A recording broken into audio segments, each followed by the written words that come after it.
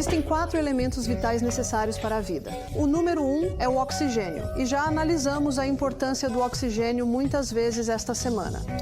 O número 2 é a água. Nosso corpo, do pescoço para baixo, é composto por 75% de água. Do pescoço para cima, 85% de água. O terceiro elemento mais vital necessário para a vida é o sódio, e o quarto é o potássio.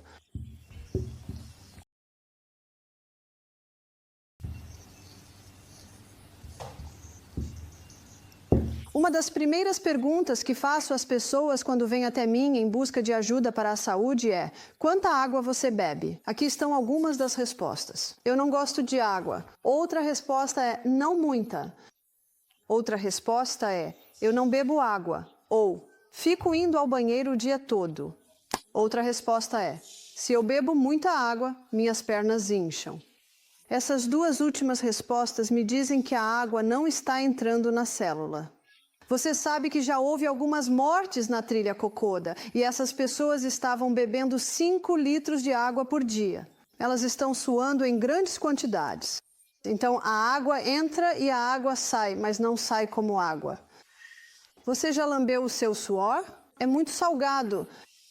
Essas pessoas estão perdendo muito sódio, mas não só sódio. Elas estão perdendo muitos outros minerais. Então, como fazemos para que a água entre na célula? Porque essas pessoas estão apenas bebendo água. A água está passando direto pela célula e saindo diretamente na forma de suor ou urina. Mas tanto o suor quanto a urina não são apenas água que está saindo. Sim, resíduos estão sendo eliminados, mas também há minerais que estão sendo perdidos. Então, como fazemos para que a água entre na célula? Para entender isso, precisamos ir ao terceiro elemento mais vital para a vida, que é o sódio. Precisamos observar a forma como o sódio é encontrado na natureza. A água do mar contém 92 minerais. A água do mar é frequentemente chamada de solução isotônica, porque possui exatamente os mesmos minerais e proporções que são encontrados no corpo. Desses 92 minerais, aproximadamente 30% são compostos principalmente por sódio e, ou seja, aproximadamente 50% por cloreto. Como o cloreto de sódio compõe a maior parte dos minerais, quando a água é evaporada da água do mar, os primeiros cristais formados são de cloreto de sódio. E o que normalmente acontece é que isso é recolhido, é branqueado até ficar branco, adiciona-se alumínio para que ele fique solto. Esse é o seu sal de cozinha. O sal de cozinha contém 2 minerais e esses 2 minerais são o cloreto de sódio. O cloreto de sódio é um mineral tão agressivo que se você injetasse cloreto de sódio diretamente nas veias, mataria uma pessoa. O cloreto de sódio, ambos são essenciais para o corpo. O sódio é o terceiro elemento mais vital necessário para a vida, mas precisamos ingerir sódio da forma como ele é encontrado na natureza, junto com todos os outros minerais. O sal que usamos é o sal celta, e o sal celta contém 82 minerais. Onde estão os outros 10? Eles estão em proporções tão pequenas, quase impossíveis de medir, que é impossível não perder alguns. Mas olha, 82 ainda está muito mais perto de 92 do que 2. Como eu disse, sódio e cloreto são ambos importantes. O sódio é utilizado em todo o corpo. Ele está em maior abundância do lado de fora da célula. Chamamos isso de fluido extracelular. E a maior concentração de mineral dentro da célula é o potássio. O potássio é encontrado em grande abundância em todas as suas frutas e vegetais frescos. Nosso ácido clorídrico é feito de cloreto, então o cloreto é importante. Com muita frequência, as pessoas são orientadas a parar de consumir sal. Por que dizem para elas pararem de consumir sal? Porque elas estão consumindo muito cloreto de sódio, muito sal de cozinha, e como está em uma forma desequilibrada, isso causa um desequilíbrio no corpo, até mesmo no nível celular. O cloreto de sódio é um mineral tão agressivo que chega a matar as papilas gustativas. Eles são agressivos quando estão sozinhos. Eles são agressivos quando não estão equilibrados com todos os outros minerais. Você já reparou que pessoas que usam muito sal de cozinha colocam em tudo, até mesmo antes de provar a comida? Sabe por quê? Porque ele mata as papilas gustativas. Não é de se admirar que elas não consigam sentir o sabor de nada. Então, quanto mais usam, mais precisam usar, enquanto o sal celta, com todos os seus minerais, desperta as papilas gustativas. Você pode encontrar outros sais, como o sal do Himalaia. Tem 82 minerais em pouca quantidade, e também o sal do rio Murray, ambos como flocos rosados. Esse tem acho que cerca de 75 minerais. Então, existem alguns tipos de sal. Se você não tem certeza sobre o equilíbrio mineral do sal que está comprando, basta ligar para o fabricante e pedir uma análise mineral do sal dele. O sal é importante. Há um versículo na Bíblia que fala sobre o sal. Está em Mateus 5, capítulo 5, versículo 13. Diz assim: Vós sois o sal da terra, e se o sal for insípido, com que se há de salgar? Para nada mais presta, senão para se lançar fora e ser pisado pelos homens. Como o sal perde o seu sabor, gostaria de sugerir que este sal perdeu o seu sabor. É inglês antigo. Ele perdeu seus minerais. E o que a Bíblia diz que ele serve para quê? Daí em diante não serve para nada, a não ser para ser lançado fora e pisado pelos homens. Precisamos do sal como ele é encontrado na natureza, com todos os seus outros minerais, e esse sal traz equilíbrio. Quando alguém não está consumindo potássio suficiente, e se a pessoa não está comendo frutas e vegetais frescos, seus níveis de potássio diminuem. E se essa mesma pessoa coloca sal de cozinha em tudo, com seu alto teor de sódio e cloreto, os níveis de sódio aumentam. Perceba que há uma membrana bilipídica ao redor de cada célula e nessa membrana existem bombas de sódio e potássio que basicamente se parecem com isso. E essas bombas estão constantemente funcionando assim, fazendo com que o sódio e o potássio sejam monitorados nos níveis corretos. Mas se alguém está consumindo sódio em excesso e não tem potássio suficiente, então a concentração de sódio aumenta. A concentração de potássio diminui e, por causa da difusão osmótica, muito sódio começa a entrar na célula. Quando há sódio demais entrando na célula, ela incha. Aí está a sua pressão alta. O sal de cozinha vai aumentar a pressão arterial. Mas a resposta não é cortar o sal, porque se não houver sal, então os níveis de sódio ficam muito baixos e aquele pouquinho de sódio que existe dentro da célula cai demais e aí a célula incha. Portanto, tanto a ausência de sal quanto o sal de cozinha podem contribuir para a pressão alta. Precisamos consumir o sal em sua forma equilibrada com todos os outros minerais. E acho que você vai concordar comigo. O que é uma batata assada sem sal? O que seria de abacate e tomate em uma torrada de espelta de fermentação natural sem sal? O sal desperta o sabor dos alimentos. E o seu ácido clorídrico é feito a partir do cloreto. Não conseguimos digerir corretamente se não consumirmos sal suficiente. Revestindo o trato gastrointestinal estão as vilosidades. Nessas vilosidades existem sítios receptores, e esses sítios receptores servem para levar a glicose para dentro do sangue. Dentro desse sítio receptor há um transportador, e é ele quem leva a glicose para dentro do sangue. Mas o transportador diz: eu não vou aceitar você glicose, a menos que venha acompanhada de uma molécula de sódio. Quando o sódio está presente, então o transportador levará a glicose através da membrana e para dentro do sangue. Deixe-me te contar direto da fonte sobre isso. Essa era uma frase do livro de Anatomia e Fisiologia. Deixe-me dar isso a você. Glicose. Vamos começar de novo. O sódio é o principal sistema de transporte da glicose através da borda em escova da célula e para dentro do sangue. Você vai encontrar isso em todo o livro de anatomia e fisiologia. O que acontece se alguém não consome sal? Bem, há um pouco de sódio nos seus alimentos, nas frutas e vegetais. Se não houver sódio suficiente disponível, nem toda a glicose consegue entrar no seu sangue, o que explica por que algumas pessoas que fazem uma dieta sem sal percebem que seus níveis de energia diminuem, pois não estão absorvendo os nutrientes do intestino como deveriam e levando-os para o sangue. Não é à toa que é o elemento mais vital necessário para a vida. Nós precisamos dele. O sal que usamos aqui no Misty Mountain Health Retreat é o sal celta. E esse sal celta contém 3 tipos de magnésio. Ele contém brometo de magnésio, sulfato de magnésio e cloreto de magnésio.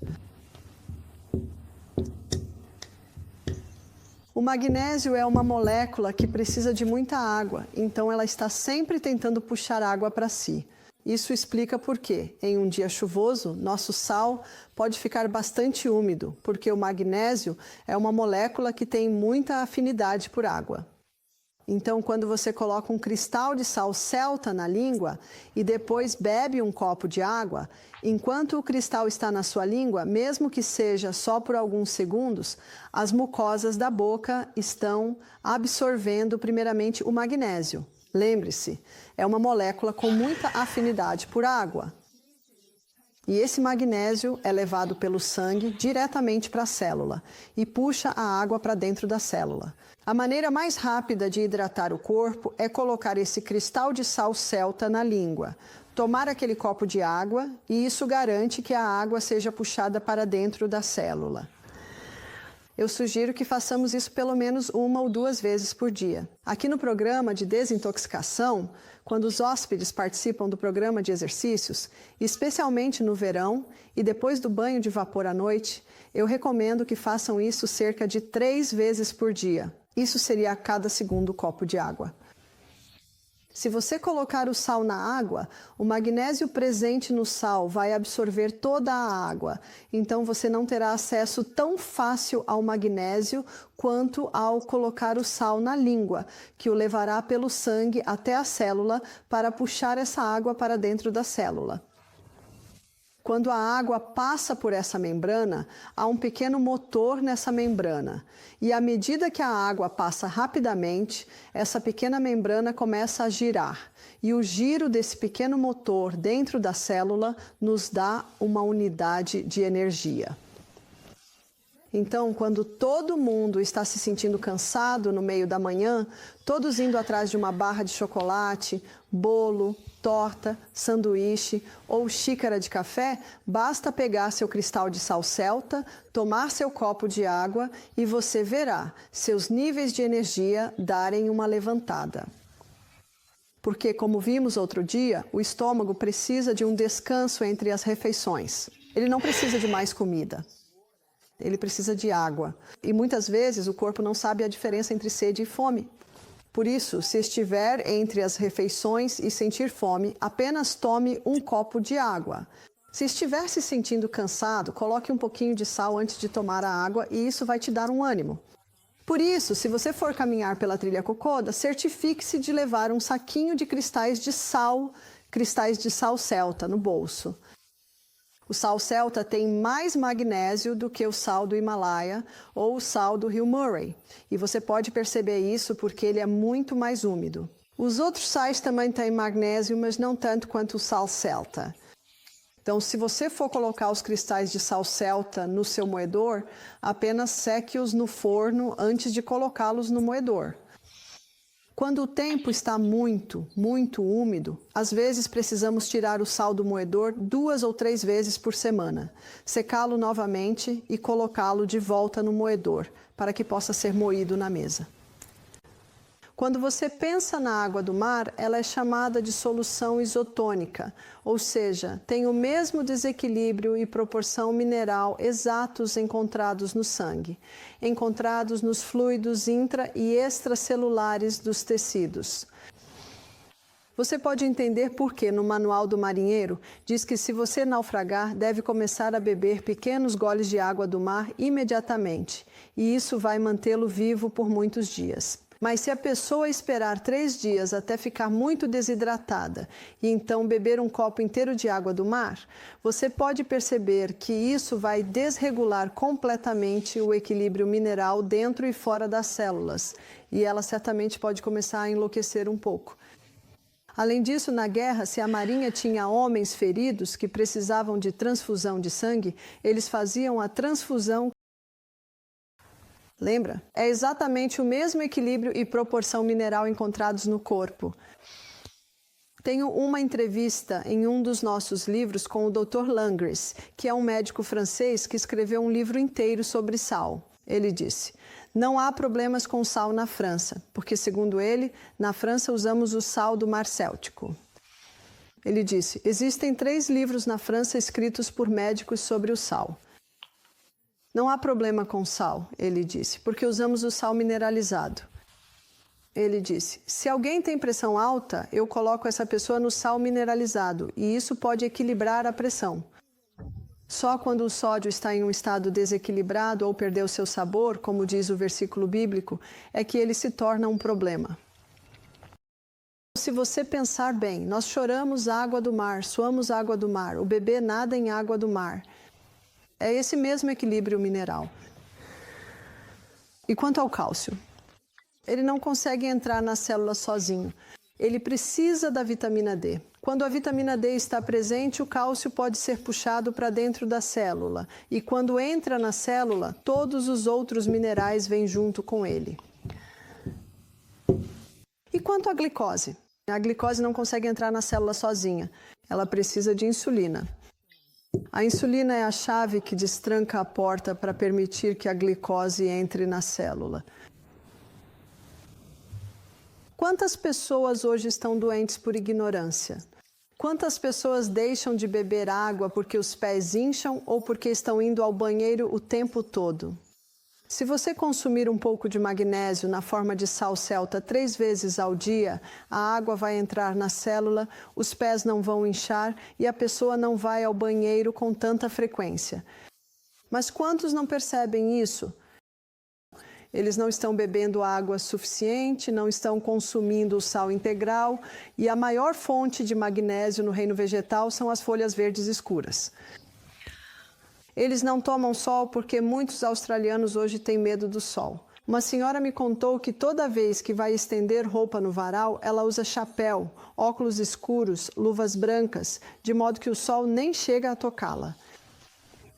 Muitas pessoas estão com deficiência de vitamina D e, como resultado, com deficiência de cálcio e minerais. Lembre-se de que, na nossa primeira palestra, eu mostrei que muitas pesquisas indicam que 92% dos danos ao DNA são causados por deficiência mineral. Será que é por causa da deficiência de cálcio? Por causa da deficiência de vitamina D. É por isso que precisamos colocar o chapéu de detetive. Por que essas coisas acontecem? Muitas pessoas têm baixos níveis de vitamina D e, consequentemente, baixos níveis de minerais. Muitos receberam informações erradas sobre a gordura. Eles pararam de consumir gordura, então sentem fome o dia todo, acabam exagerando nos carboidratos, o que sobrecarrega o pâncreas. O pâncreas, ficando cansado, para de produzir insulina e a glicose não consegue entrar. Você consegue visualizar esse cenário? A água não consegue entrar, os minerais não conseguem entrar, a glicose não consegue entrar. E se você pensar bem, isso é o CBD. Esse é o centro nervoso de todo o corpo humano dentro da célula. O corpo diz: temos uma crise aqui, não conseguimos obter os nutrientes e requisitos básicos para que esse centro funcione. Então o corpo diz: temos mais uma carta na manga, vamos simplesmente forçar a entrada. Como isso se chama? Pressão arterial. É isso que é a pressão arterial. É uma pressão que se acumula para forçar essas substâncias a entrarem na célula porque estamos em um nível de crise. Então, qual é a causa da pressão alta? Existem muitas causas, mas deixe-me anotar isso para você. Assim você pode juntar as peças. A pressão alta, e para algumas pessoas será cada um desses pontos, e para outras não será. Por isso é preciso colocar o chapéu de detetive. A pressão alta pode ser causada por desidratação. Na desidratação, pequenas redes de capilares se fecham para tentar conservar o volume total de sangue. Isso aumenta a pressão. A pressão alta pode ser causada pela falta de sal. A pressão alta pode ser causada pelo sal de cozinha. A pressão alta pode ser causada pela ausência de vegetais verdes. Sem vegetais verdes, sem magnésio, a água não consegue entrar. A pressão alta pode ser causada pela falta de sol. Sem sol, sem vitamina D, os minerais não conseguem entrar. A pressão alta pode ser causada pela falta de atividade física. Quando você se exercita, o sangue circula para fora dos órgãos internos ou de certas áreas do corpo e vai para as extremidades, o que reduz a pressão sobre o coração. A pressão alta pode ser causada por uma dieta rica em açúcar e carboidratos. Vamos dizer, muito açúcar, muito trigo. No início da semana, eu mostrei como esse trigo eleva demais o nível de açúcar no sangue, sobrecarregando o pâncreas. Ela pode ser causada por uma dieta sem gordura, provavelmente com pequenas quantidades de margarina. E claro, sem gordura significa nada de gordura mesmo. Sem gordura, digamos, ou margarina. Veja, há mais na pressão alta do que parece. A pressão alta pode ser causada por estresse constante, especialmente quando esse estresse ocorre de forma contínua. Eu não digo estresse porque todo mundo tem um pouco de estresse na vida. E um homem me disse, eu adoro estresse, isso me faz trabalhar duro. Eu faço um monte de coisas. Então eu precisei definir o que é angústia. A angústia constante é desgastante para o corpo. Por isso, se a angústia é constante, é preciso descobrir o motivo e o que pode ser feito para aliviar isso. Para algumas pessoas é uma ou duas coisas. Para outras pode ser tudo isso. E se você não fechar a torneira, vai continuar enxugando o chão no outro canto. O que também é necessário para manter o sangue bem fluido e evitar a pressão alta são os anticoagulantes. Então, deixe-me dar uma lista de anticoagulantes naturais. Não há necessidade de veneno de rato, quero dizer varfarina. Você sabia que é isso que a varfarina é? É veneno de rato. E existem coisas muito mais potentes que podem ser usadas e que não têm o perigo dos efeitos colaterais da varfarina. Você sabe, estão surgindo muitas informações agora, reavaliando se a aspirina realmente está afinando o sangue de forma eficaz. Um artigo de jornal sobre uma pesquisa feita há 6 meses, isso foi no início de 2014, mostra que estão descobrindo que a aspirina está causando hemorragias cerebrais. Mas você pode afinar o sangue de forma excelente sem nenhum dos perigos desses medicamentos que mencionei. Água, idealmente de 2 a 2,5 litros por dia. Vou definir o que é água em 1 minuto. Isso mantém o sangue fino e, como vimos no início da semana, deve ser tomada entre as refeições, não junto com as refeições. Sal celta ou sal integral, junto com água, mantém o sangue bem fino. Pimenta caiena. A pimenta caiena é uma erva extraordinária. Talvez você conheça o livro do Jethro Claus, De Volta ao Éden.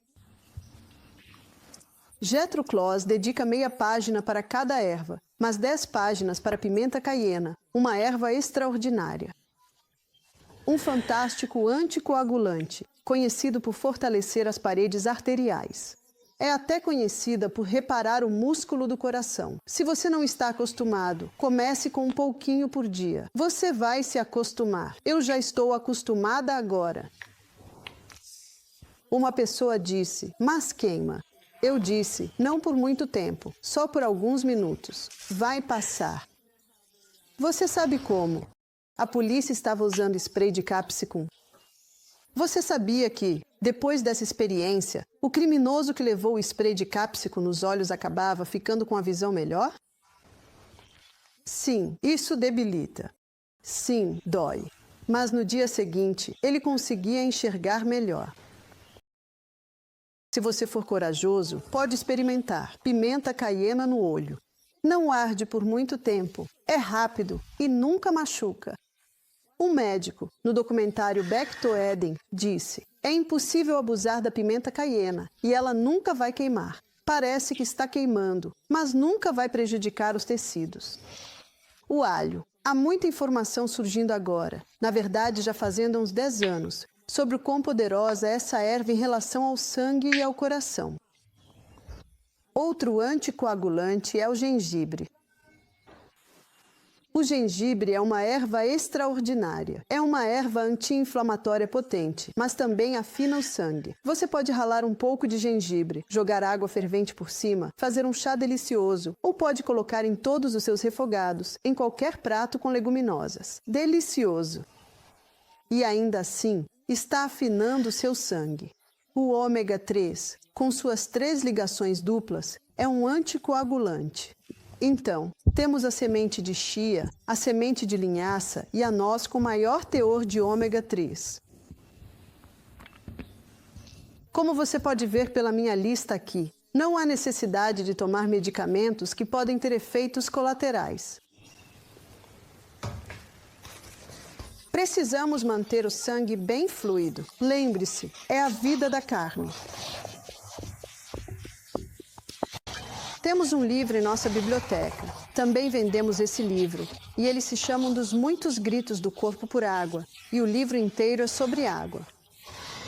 Provavelmente seria um dos livros mais interessantes que já li. O Dr. Batmanghelidj. Vamos chamá-lo de Dr. B porque o nome é difícil. Ele aborda cada órgão, cada parte do corpo e como eles são afetados pela hidratação completa e pela desidratação. Existem outros 2 títulos para o livro dele. O primeiro título é Um dos Muitos Gritos do Corpo por Água. O outro título é Ele não está doente, ele está com sede. Outro título é Não trate a sede com medicamentos. Ele foi um prisioneiro político na Índia. Acho que foi no início dos anos 80, final dos 70, começo dos 80. No hospital, havia muitas pessoas doentes e ele só tinha uma coisa que podia usar: água. Não importava qual era o problema, ele dava um copo de água para elas. 15 minutos depois, dava outro copo de água para elas. 15 minutos depois, ele dava mais um copo de água. Ele só fazia isso porque era tudo o que ele tinha. Mas ele percebeu que, com o passar dos dias e das semanas, as pessoas estavam se recuperando. Pessoas com prisão de ventre não estavam mais constipadas. Pessoas com úlceras no estômago não estavam mais sofrendo com úlceras no estômago.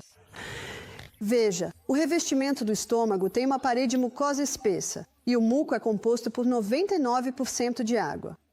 E ele mostra que, na desidratação, um dos primeiros lugares onde perdemos água é no estômago. Dentro desse revestimento mucoso, há bicarbonato de sódio, que serve para neutralizar o ácido do estômago caso ele tente atravessar. Nessa camadinha aqui, não há bicarbonato de sódio. Então é muito fácil para o ácido clorídrico começar a fazer pequenos buracos no revestimento do estômago. Ele afirma, na época em que escreveu seu livro, ter curado 3.000 casos de úlcera no estômago apenas com água. Ele mostra que um copo de água meia hora antes da refeição engrossa essa parede mucosa. Agora, o ácido clorídrico é feito de água. Hoje é quarta-feira.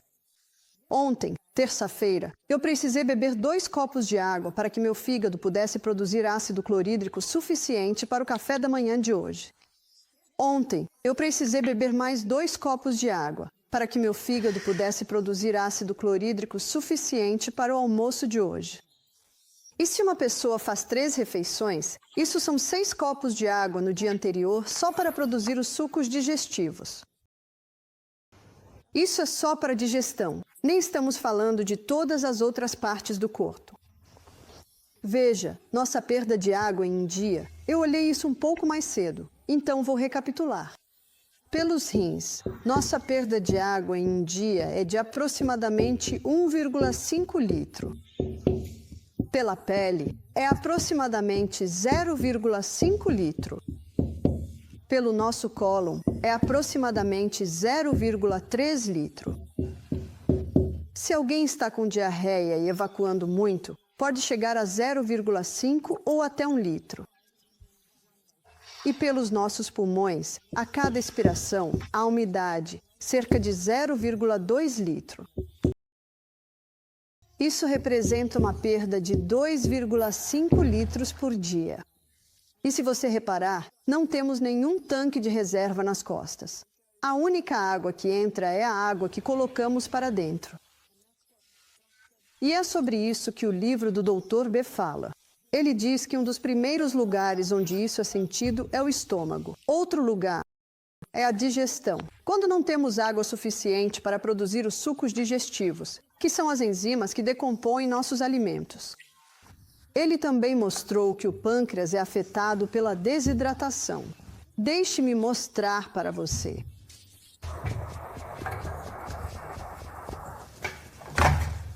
No pâncreas, ele libera 3. Na verdade, libera 4 enzimas digestivas no intestino. Então, vamos colocar trato gastrointestinal. No pâncreas, a lípase pancreática é liberada e faz a quebra final da gordura. A amilase pancreática faz a quebra final do amido. E a tripsina, vou só fazer uma viagem aqui. Ela faz a quebra das proteínas. E a quimotripsina, ela também faz a quebra das proteínas. Então, essas são 1, 2, 3, 4 enzimas liberadas pelo pâncreas que finalizam a digestão. A maioria das pessoas não percebe que o pâncreas provavelmente é o principal órgão da digestão. Quando as pessoas morrem de câncer de pâncreas, elas geralmente morrem de desnutrição porque não tem a quebra final dos alimentos. Então a comida não consegue sair do trato gastrointestinal e entrar no sangue. Então basicamente morrem de desnutrição. O pâncreas também libera 2 hormônios no sangue, que são o glucágon e a insulina. Esses hormônios são liberados no sangue e são eles que controlam os nossos níveis de glicose no sangue. Se eles sobem demais, a insulina faz baixar. Se caem demais, o glucágon faz subir. Esses hormônios estão constantemente equilibrando os níveis de glicose no nosso sangue. O pâncreas é um órgão muito importante. Todos esses hormônios, e esses aqui, são feitos de água. Uma pessoa pode desenvolver diabetes, problemas digestivos, tudo porque está desidratada. Vamos descer agora para o cólon. Uma das principais funções do cólon é retirar a água, para que as fezes sejam formadas. Se o corpo está desidratado, mais água é retirada do que deveria ser. Aí acabamos com fezes em formato de bolinhas, tipo cocô de coelho. Basicamente, isso é prisão de ventre. É muito difícil ter 3 evacuações por dia, o que o Dr. Kellogg dizia ser necessário se você faz 3 refeições por dia em uma pessoa desidratada. O Dr. B também mostrou que a desidratação é sentida no cérebro. Nosso cérebro é um sistema hidrelétrico, sem água, sem eletricidade. A pessoa pode sofrer de depressão, padrões de pensamento negativo, porque está desidratada. Outra coisa que acontece com o cérebro durante a desidratação é que as células cerebrais encolhem. E quando as células cerebrais encolhem, isso dói. Dói muito. Quando eu pergunto para as pessoas, você sente dor de cabeça? Uma resposta comum é, só quando estou desidratado. A desidratação também é sentida nos pulmões. Aqui estão os pequenos brônquios. No final de cada brônquio, existem alvéolos, que parecem um pequeno cacho de uvas. E é nesses alvéolos que ocorre a troca gasosa. Quando expiramos, eles se enchem de oxigênio, e sobre esses pequenos alvéolos há uma rede de capilares. E o que o sangue faz é captar o oxigênio e liberar o dióxido de carbono, que então expiramos. É realmente um sistema fascinante. E, como Grey's Anatomy diz, Temos cerca de 300 milhões deles em nosso corpo. Mas em cada pequeno alvéolo há uma gota de água, e por causa da tensão superficial da água. Você entende o que é tensão superficial da água? Quando eu me formei como cabeleireira, tive que aprender sobre a tensão superficial da água. Quando você coloca a água no couro cabeludo, ela não penetra muito bem por causa do óleo.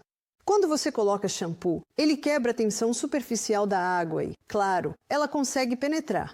Por causa da tensão superficial da água e dessa pequena gota minúscula de água no alvéolo, quando você expira, a maior parte do seu dióxido de carbono é eliminada, e assim você consegue receber uma quantidade completa de oxigênio de volta. Na desidratação, não temos essa pequena quantidade de água. Quando a pessoa expira, ela não consegue eliminar todo o dióxido de carbono, e assim, quando inspira, não está recebendo tanto oxigênio quanto poderia. Aqui está outro ponto sobre o elemento mais vital para a vida. Precisamos estar bem hidratados para conseguir absorver esse oxigênio e precisamos ter o sal adequado e todos os seus minerais para que a célula possa utilizar essa água. Você pode ver que todos eles interagem entre si. Precisamos de todos eles. Um homem participou do nosso programa. Isso já faz alguns anos. Ele tinha 44 anos e 3 problemas principais. Ele tinha o peito muito congestionado. Veja, na desidratação, para tentar conservar a perda de água a cada respiração, os pequenos brônquios se contraem. Ele tinha dores de cabeça crônicas. Veja, as células encolhem quando estamos desidratados. E ele tinha dor na lombar. Você sabia que 75% do peso da parte superior do nosso corpo é sustentado na lombar pela água? Em um corpo desidratado, não há tanta água ali quanto deveria e as costas doem. A lombar fica dolorida. Então ele tinha esses 3 problemas principais. Eu perguntei para ele, quanto de água você bebe por dia? Ele disse, eu não bebo água. Eu disse, nenhuma água. Ele respondeu, não, eu não bebo água nenhuma. Ele disse, eu não gosto. Ele falou, eu tomo muitos comprimidos para dor de cabeça e engulo com Coca-Cola, xícaras de chá e café. E ele vivia à base de remédios porque sentia muita dor aqui, tinha muita congestão aqui e já tinha tomado um antibiótico atrás do outro. Você sabia que ontem à noite, no noticiário, o programa 7h30 reportou que, por causa de um garotinho que quase morreu por tomar antibióticos demais, agora estão dizendo que nós, médicos, devemos parar de prescrever tantos antibióticos? Foi dito ontem no noticiário que a Austrália é o país que mais consome antibióticos no mundo. Não é incrível? Consegue perceber? De que adianta o antibiótico se esse homem continua desidratado? É por isso que precisamos colocar o chapéu de detetive. Por que essas coisas acontecem? Eu perguntei, sem água? Ele respondeu, sem água. Conforme ele foi seguindo o programa, começou a beber mais água. Ele passou a beber quase 1 litro por dia. Agora, o aluno pode me dizer, não, Bárbara, ele deveria beber pelo menos 2, talvez 2,5 litros por dia. Eu disse, já está muito bom. Ontem não era nada. Vá aumentando aos poucos. Vá aumentando. No fim da semana, ele bebia 2 litros de água. Ele disse isso é incrível. Ele falou, eu não tive dor de cabeça por 2 dias. Ele disse, primeira vez que me lembro disso. Ele disse, meu peito está ficando muito mais leve. E ele disse, minha dor lombar sumiu. Bom, qual era o problema dele? Era a desidratação. Consegue perceber? Se esse ponto não for resolvido, o osteopata que está tentando consertar as costas dele não vai conseguir avançar. O médico ou o naturopata que está tentando tratar os pulmões dele também não vai conseguir avançar. O neurocirurgião que está fazendo exames do cérebro dele para tentar descobrir o motivo do funcionamento não vai chegar a lugar nenhum, sendo que é só água. Se alguém tem dor de cabeça e me diz, mas eu bebo 2 litros de água por dia. Minha resposta para isso é, então não é água. Vamos dar um passo além e descobrir o que é. E pode ser muitas coisas. Por isso temos que ser detetives. Você já viu o Hercule Poirot?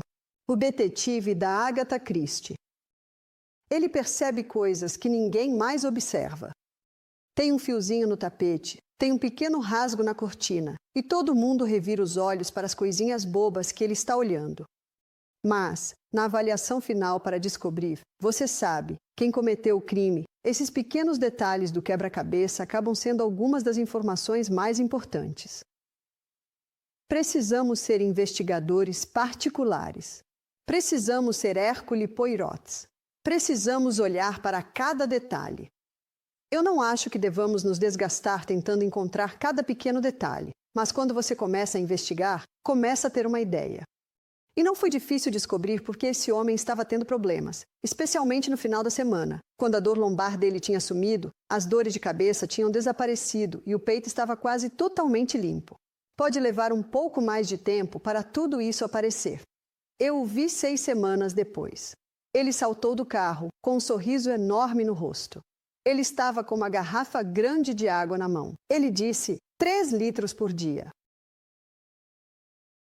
Ele tinha recuperado a vida dele. Pode ser simples assim.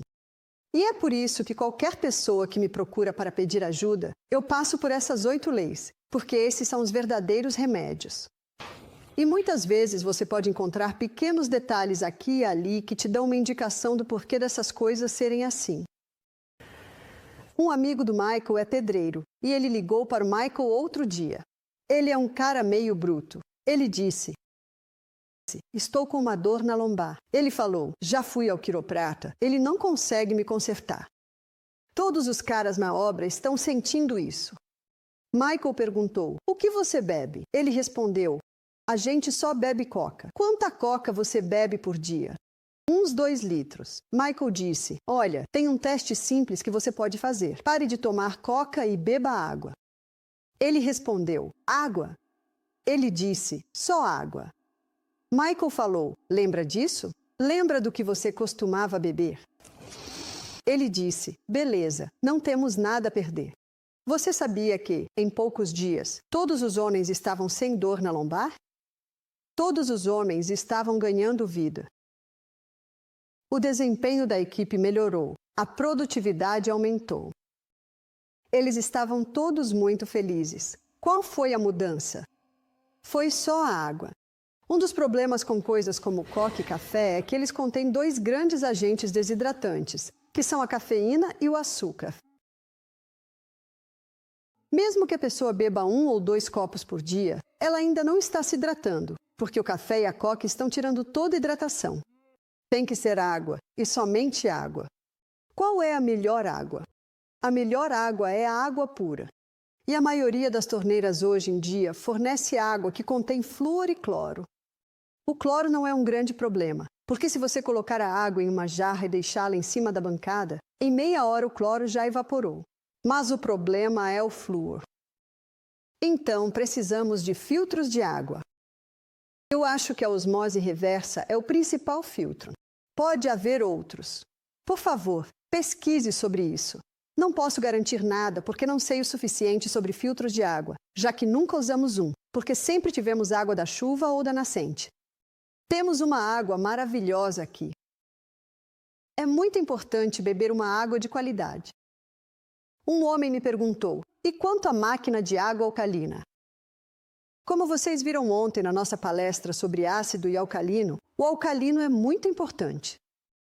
Mas a água alcalina não vai fazer muita diferença se a pessoa estiver levando um estilo de vida totalmente ácido, seguindo uma alimentação totalmente ácida ou adotando hábitos de vida totalmente ácidos. É verdade que a água alcalina pode ser um fator que contribui no contexto geral. Então, água, nós precisamos de água. É um assunto inegociável. Você só precisa descobrir como colocá-la para dentro. Eu nunca costumava beber água. Eu estava amamentando ou grávida sem parar por 14 anos.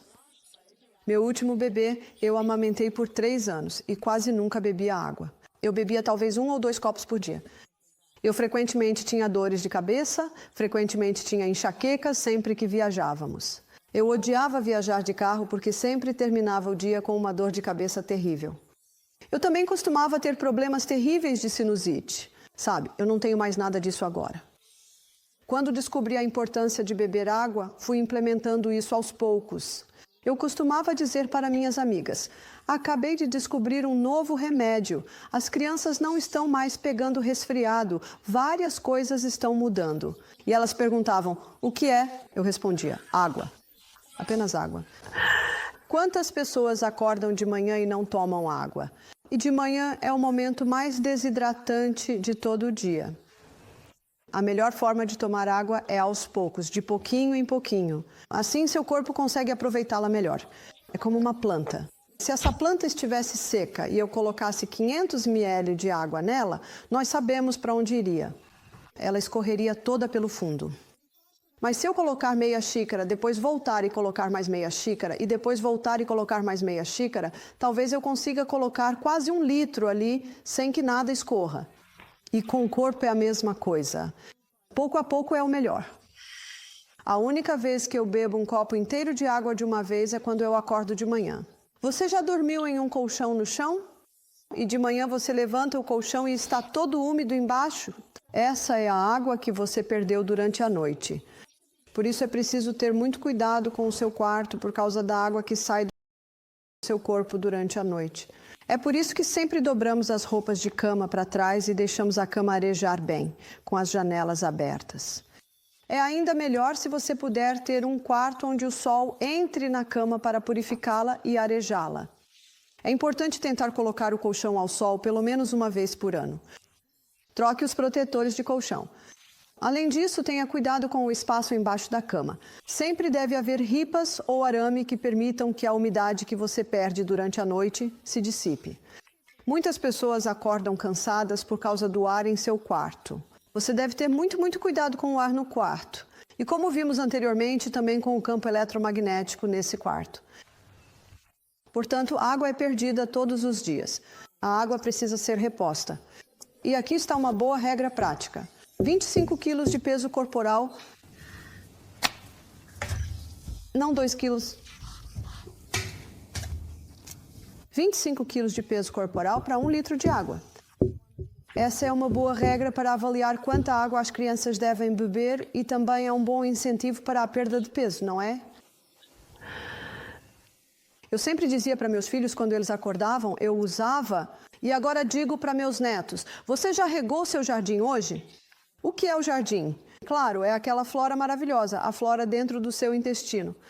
Naquele programa Catalyst chamado Gut Reaction, um professor disse: há uma verdadeira selva lá dentro. Então, eu digo para meus netos: você já regou o seu jardim hoje? E eles vêm de manhã e dizem: vovó, nós já regamos nosso jardim. Eu digo: fico tão feliz, fico muito feliz porque agora vocês podem tomar café da manhã. Então, isso sempre foi uma regra em casa. Se a criança não quiser beber água, minha resposta é: sinto muito porque agora você não pode tomar café da manhã. É muito simples. Então, existem várias pequenas maneiras de incentivar as crianças a beberem água. Você vai perceber que se as crianças não bebem água, assim que terminam de comer, elas querem beber água. E o que a água faz é neutralizar o ácido do estômago. Precisamos que esse ácido do estômago esteja com um pH em torno de 2,5. Isso é muito ácido. E seu estômago precisa ser assim tão ácido. Você não vai sentir isso porque bebeu um copo de água meia hora antes da refeição e você tem uma parede mucosa bem espessa ali. Então você não vai sentir, mas esse pH é necessário para que as enzimas do estômago sejam ativadas e possam quebrar as proteínas. É por isso que você para de beber cerca de meia hora antes da refeição e volta a beber cerca de 1h30 a 2 horas depois da refeição. Se alguém estiver com sede enquanto come, pode sim tomar um gole. Mas ao mesmo tempo é preciso avaliar quanta água foi consumida. Assim, você pode evitar a necessidade de beber durante as refeições, bebendo entre elas. Como eu disse sobre o exercício, não é um assunto negociável e o mesmo vale para a água. É um assunto inegociável. E se você ficar doente, se tiver diarreia ou prisão de ventre, ou se tiver dor de cabeça ou resfriado, aumente a ingestão de água. O Dr. Christopher, nos Estados Unidos, disse: aqui está um sinal para saber se você está bebendo água demais. Coloque a cabeça de lado e se a água sair pelos ouvidos, Em outras palavras, é quase impossível beber água demais. A única vez em que você poderia beber água demais é se não estiver consumindo esses minerais. Então, assim que você começar a beber mais água, começará a perder um pouco mais de minerais, por isso é muito importante ter o sal adequado. Minha sugestão é cerca de 1 colher de chá de sal por dia, ao longo do dia. Se a pessoa não está acostumada a consumir sal, eu digo para começar devagar. Comece devagar, aumente aos poucos e seu corpo vai se adaptar a isso. Assim como o corpo se adapta à ausência de sal, ele também começará a se adaptar ao consumo adequado de sal. O terceiro elemento mais vital necessário para a vida. A água é uma substância incrível. A água também pode ser usada para a cura. A hidroterapia é um assunto enorme. Eu tenho livros inteiros escritos sobre hidroterapia, que é a terapia com água, e a sauna a vapor que nossos hóspedes fazem à noite ou no final da tarde, onde entram na pequena cabana de vapor por cerca de 10, 15 minutos e depois tomam um banho frio, ou se forem corajosos podem descer até o riacho, mergulhar no riacho e depois voltar para a sauna novamente. Estamos fazendo alternância entre quente e frio e na terceira sessão de vapor, a temperatura corporal, a temperatura central do corpo, às vezes pode chegar a 40 graus. E quando o corpo chega a 40 graus, a circulação e o metabolismo aumentam em 400%. Isso é bastante notável, não é mesmo? Então, quando a circulação e o metabolismo aumentam 400%, isso significa que a cura está aumentando em 400%. A eliminação de resíduos está sendo potencializada 400 vezes. Então, isso é realmente impressionante. Nem todo mundo tem uma sauna a vapor, mas isso também explica porque essa é uma parte tão importante de um programa de desintoxicação. Como eu disse antes, até 70% dos resíduos do corpo podem ser eliminados quando o corpo recebe as condições certas, e essa condição é o vapor. A única situação em que uma pessoa pode não conseguir lidar com o vapor é se ela entrar na sauna a vapor desidratada. Por isso é muito importante que a pessoa esteja bem hidratada ao entrar. Mas agora eu gostaria de apresentar alguns tratamentos bem simples que você pode usar em casa.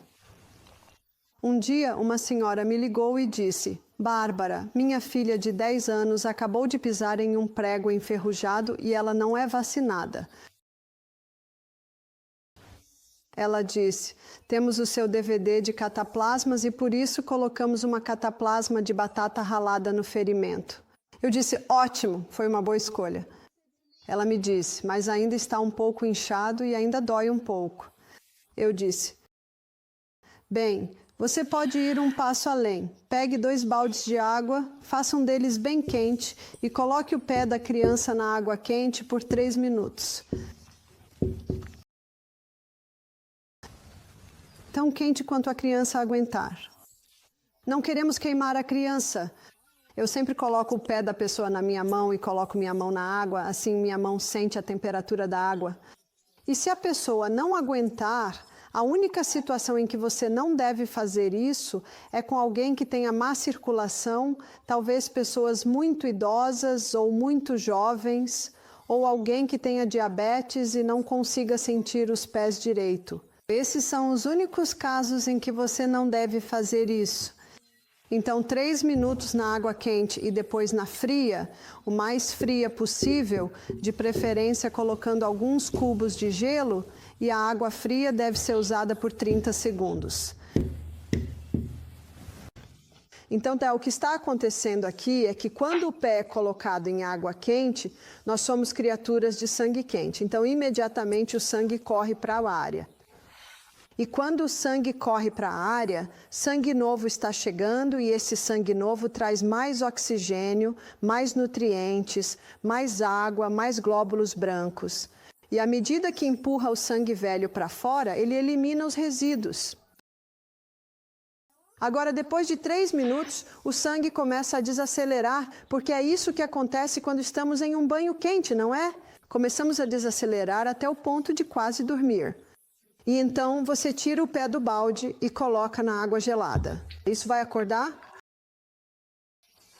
Nós somos criaturas de sangue quente e sempre que o frio toca nosso corpo, há uma reação. Basicamente, o corpo está dizendo: opa, frio, isso tem potencial para nos matar. Rápido, mova-se depressa. Você consegue ver que essa é a reação? Agora, em 30 segundos, a reação diminui e o sangue pode começar a desacelerar. Então, colocamos o pé de volta na água quente e acordamos de novo. Então, sempre que você usar o quente, tenha uma chaleira de água fervente por perto. E enquanto o pé, a mão ou o que quer que você esteja tratando estiver no frio, você esquenta a água quente com um pouco de água fervente. Você faz todo esse processo 3 vezes, sempre começando com o quente e sempre terminando com o frio. Veja, terminar com o frio equaliza a circulação, fecha os poros e previne o resfriamento. A única vez que tivemos alguém desmaiar em nosso banho de vapor foi porque a pessoa tomou o vapor e não quis tomar o banho frio. Então saiu, ficou em pé no ar fresco e depois voltou. O ar fresco não faz o que a água fria faz. É a reação da água fria no sangue, e isso não acontece com o ar frio. Se alguém diz: "Tom bem, eu quero fazer o vapor, mas não o frio", eu digo: "Sinto muito, você não pode fazer. Porque você terá problemas se não terminar com o frio." Então, a senhora fez isso com sua filhinha que tinha pisado no prego enferrujado. 3 minutos no quente, 30 segundos no frio. E então eu disse: "Coloque a batata ralada." Eu disse: "Me ligue em 2 horas." Veja, se não houver resposta em 2 horas, o que eu digo? Você vai direto para o hospital. Eu disse: "Me ligue em 2 horas." Ela me ligou e disse: "Ela está rindo, toda a dor sumiu, não há nenhuma vermelhidão ao redor do pé." Eu disse: "Ótimo." Minha sugestão para essa menina seria fazer os banhos quente e frio talvez 3 vezes ao dia, e provavelmente só será necessário fazer o cataplasma de batata ralada durante a noite. Eu sempre digo para observar a reação do corpo. E se o seu corpo disser sim, lembre-se, você é o médico. Se você está sentindo alívio, vou te contar outra história parecida. Eu estava na Nova Zelândia e estava atendendo uma senhora. Ela trouxe o filho de 7 anos com ela. Ele estava apenas com ela enquanto ela conversava comigo. E meu olhar foi imediatamente para o dedo dele. Agora, esse dedo, a articulação estava toda inchada, vermelha, e havia como uma parte branca com pus em cima. Eu perguntei: o que aconteceu com o dedo? Ela disse: "Bem, o médico disse que é celulite." Você sabe o que é celulite? Inflamação da célula. Eu disse: "Sim, eu posso ver isso." Mas o que eu estou perguntando agora? Por quê? Porque isso não teria acontecido sem motivo. Ela disse: "Alguns dias atrás, ele tinha uma bolha no dedo e estava brincando na terra e a bolha estourou." Estamos começando a entender o que aconteceu? Eu disse: "O que você tem feito?" "Ah, não foi há alguns dias. Na verdade, foi há algumas semanas." Porque ela disse: "Ele já está no 2º ciclo de antibióticos. Está tendo que tomar analgésicos à noite para dormir e comprimidos para dormir. Então, ele está tomando 3 medicamentos e tem 7 anos." Eu disse: "Você se importa se eu tentar algo?" Ela disse: "De jeito nenhum, de jeito nenhum." Agora obtive a permissão da criança. Sempre peça permissão à criança, porque um homem convencido contra a sua vontade continuará com a mesma opinião. Eu sempre uso a vontade. Eu disse: "Posso fazer isso? Posso só fazer o quente e frio?" Eu contei a ele o que eu ia fazer, expliquei tudo e ele assentiu com a cabeça. E eu peguei 2 copos. Ele não conseguiu suportar o quente, então deixou um pouco mais frio. Ele não conseguia aguentar, nós ajustamos até que ele conseguisse suportar. Quando ele conseguiu suportar, depois de 3 minutos, colocamos o dedo dele em água gelada. Enquanto ele estava lá, colocamos água quente na caneca pequena. E então eu disse: "Pegue seu dedo bom e coloque seu dedo bom aqui, para que seu cérebro possa perceber que isso não está tão quente assim." E dessa vez o dedo machucado dele conseguiu suportar o quente. Ele fez isso 3 vezes. No final, um sorriso apareceu em seu rosto. Em 15 minutos, reduzimos a dor em 50%. 15 minutos. O que fizemos? Apenas trouxemos sangue novo que retirou o sangue velho. É muito simples. E então eu ralei uma batata e coloquei no dedo dele. A mãe dele me ligou no dia seguinte. Ela disse, isso é incrível. Ele acordou de manhã e perguntou, posso fazer mais quente e frio? Veja, ele sentiu o alívio. Ela disse que, ao final do dia seguinte, com o segundo cataplasma de batata ralada, todo o pus saiu. Ele não sentia mais dor. E se ele sentir dor de novo, no que ele faz? Ele volta a fazer isso. E o antibiótico? A seu critério. Posso te dizer o que eu faria se você quiser perguntar. Ela ficou tão animada. É tão simples, não é? É incrivelmente simples. Então a água não é só algo poderoso para ingerirmos, podemos usá-la externamente para trazer alívio em males simples. E antes de encerrar, vou te passar mais uma dica que toda casa deveria conhecer. E isso é um simples escalda-pés quente. Ele é feito para dor de cabeça. É feito para dor de cabeça, para quando alguém está muito estressado, para quando alguém tem o peito congestionado ou problemas no abdômen. Veja, nossa cabeça, nosso peito e nosso abdômen têm um reflexo nos pés. E muitas vezes há congestão de sangue se há algum problema aqui ou na cabeça. Então você coloca os pés em água quente e basicamente o cérebro pensa, opa, os pés precisam de ajuda, mandem mais sangue para baixo. Assim o sangue é retirado da área congestionada. Recebemos muitos hóspedes aqui que têm dores de cabeça por abstinência de cafeína. Então fazemos muitos escalda-pés quentes. 20 minutos no escalda-pés quente, talvez a cada 5 minutos mais um pouco de água fervente. Quando o escalda-pés termina, a pessoa coloca os pés para cima e você joga água fria sobre eles e depois seca. Um tratamento muito simples. Muito simples. Se alguém está estressado, com dor de cabeça forte, congestão nessas áreas, isso é chamado de escalda-pés quente direto. Você nunca mais vai olhar para a água do mesmo jeito, não é?